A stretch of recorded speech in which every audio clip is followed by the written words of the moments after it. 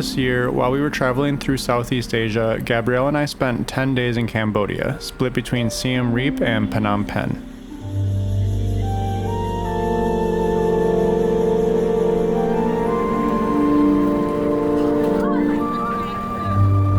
Both cities felt completely different from anything that I'm used to, but that's probably why it became my favorite stretch of our entire trip.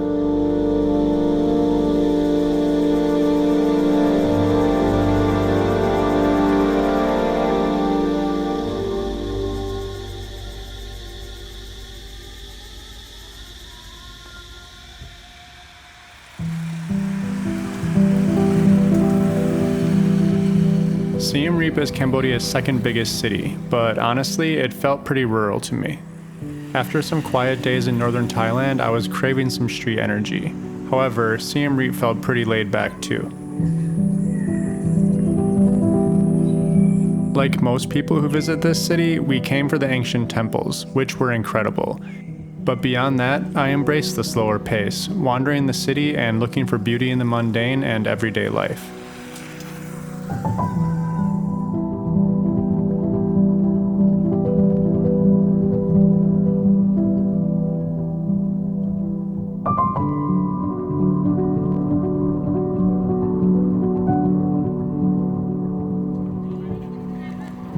I did try to seek out some busier areas, which were mainly roadside markets, although I was unsuccessful in getting any photos I liked.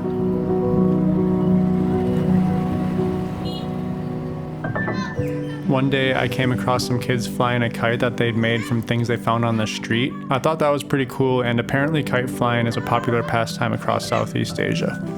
It was so nice how friendly everyone was towards cameras, and I was often greeted with a smile. Coming from the West, it was a refreshing change of pace. I spent more time dodging people waving and throwing up peace signs than actually worrying about hostility. But after all, like I stated earlier, we were mainly here in Siem Reap for the temples, which meant heading into the jungle.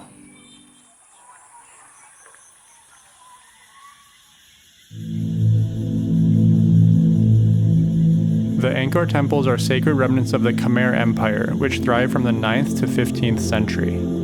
Aside from being a major tourist attraction, they're still active Buddhist temples to this day.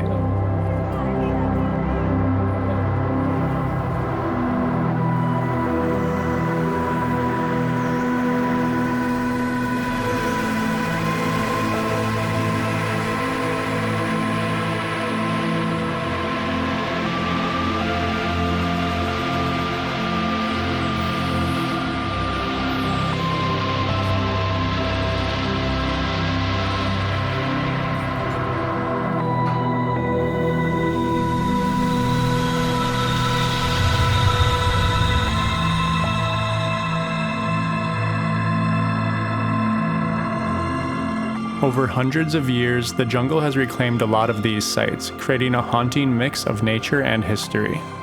You might think that this looks like something out of the movie Tomb Raider, which would make perfect sense because parts of it were actually filmed here.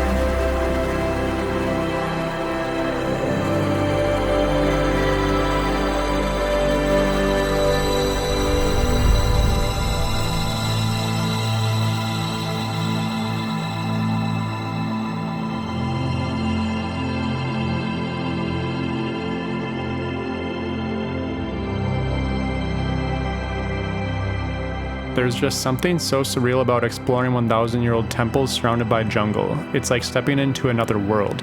It's really hard to do it justice with a camera, but I had fun trying my best.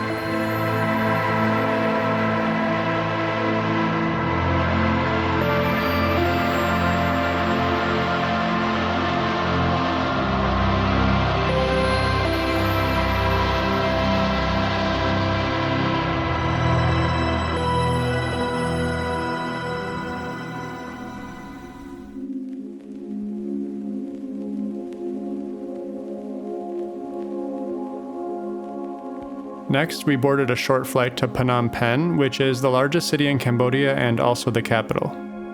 I was excited for some hustle and bustle again, and also because not many people choose to photograph here.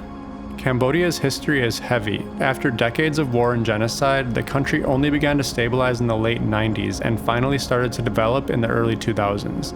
Now, it's changing fast, especially in cities like Phnom Penh, where development is moving at a rapid pace.